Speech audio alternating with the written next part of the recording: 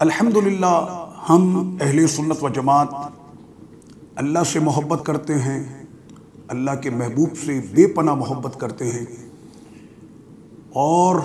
اللہ اور اس کے رسول سے جنہوں نے محبت کی بلا تفریق ہم ان تمام سے محبت کرتے ہیں، اور جن سے اللہ اور اس کے رسول نے محبت کی ہماری محبتیں ان کے ساتھ ہیں۔ صحابہ اکرام ہمارے سروں کے تاج ہیں، اہل بیت اطہار ہماری آنکھوں کی ٹھنڈک ہیں۔ ہم تمام صحابہ اکرام سے بلا تفریق محبت کرتے ہیں اور تمام اہل بیت اطہار سے بھی بلا تفریق محبت کرتے ہیں۔ یہ کیسی محبت کہ امام حسین پاک رضی اللہ عنہ کا یوم 10 محرم الحرام آئے تو پوری دنیا کو پتہ ہے کہ آج یوم عاشورہ اور شہادت امام حسین پاک رضی اللہ عنہ ہے۔ امام حسین سے پہلے ایک اور شہادت بھی ہوئی تھی، یاد دلا دوں، وہ میرے سرکار علیہ السلام کے بڑے شہزادے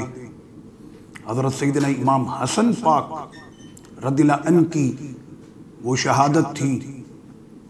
اور سیدنا امام حسن پاک رضی اللہ عنہ کی بھی شہادت جو ہے وہ زہر سے ہوئی۔ یہ کیسی محبت ہے کہ امام حسین کے ذکر میں پورے جہاں کو پتہ چلے، امام حسین کے ذکر پر پورے جہاں کو پتہ چلے، لیکن جب امام حسن پاک رضی اللہ عنہ کا ذکر آئے تو وہ ذکر کسی کتاب میں نہ ملے، گلیوں میں شہروں میں اس ذکر کا چرچا نہ ہو۔ الحمدللہ ہم جتنی محبت امام حسین پاک رضی اللہ عنہ سے کرتے ہیں،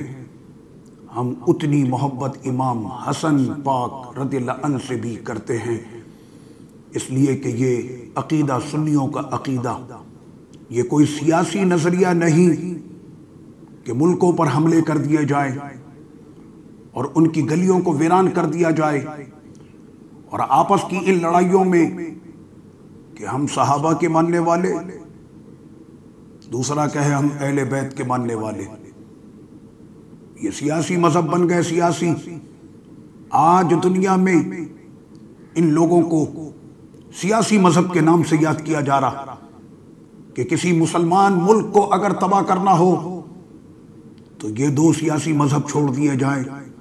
خود بخود وہ ملک کھنڈر بن جائے گا۔ اہل سنت و جماعت کہ جو اللہ رسول سے بھی محبت کرتے، تمام صحابہ اکرام سے بھی محبت کریں، تمام اہل بیت اطہار سے محبت کریں۔ ہم تو اہل بیت سے اتنی محبت کرتے کہ ہمارا امام اہل سنت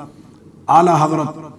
مولانا شاہ امام احمد رضا خان محدث بریلوی رحمۃ اللہ علیہ تو یہاں تک فرماتے ہیں، تیری نسل پاک میں ہے بچہ بچہ نور کا، تو ہے عین نور، تیرا سب گھرانہ نور کا۔